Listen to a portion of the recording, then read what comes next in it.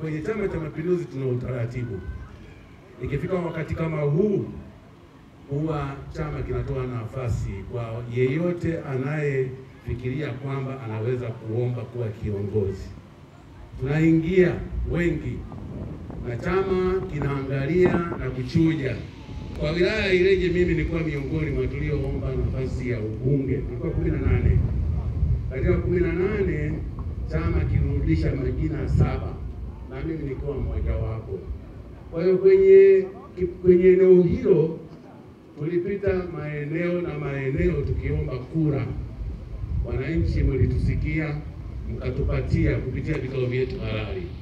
Lakini baada ya ile, kwa utaratibu ulivyo ndani kwetu ni kwamba ikishafika chama kikasema sasa huyu ndiye, wote wengine wote mlioshiriki wanatakiwa mkae pamoja kuvunja makundi, kwa sababu mshindi anakuwa ni moja tu ambaye ni Chama cha Mapinduzi.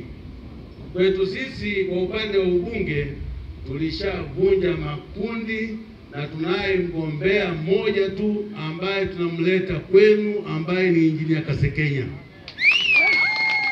Lakini pia kwa upande wa udiwani, kwa sababu taratibu ni zile zile, naamini na wenyewe upande wa diwani walivunja makundi kwa sababu chama chetu kimetuletea Omari Ambilikile Kamendu.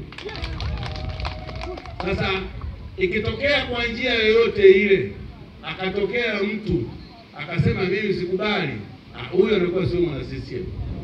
Kwa sababu kwenye CCM huwa hatulazimishi vyeo, tunaomba. Lakini la pili ambalo nimesimama hapa kwenu wana Mbebe ni kuomba kura tu. Nikuomba kura kwenu.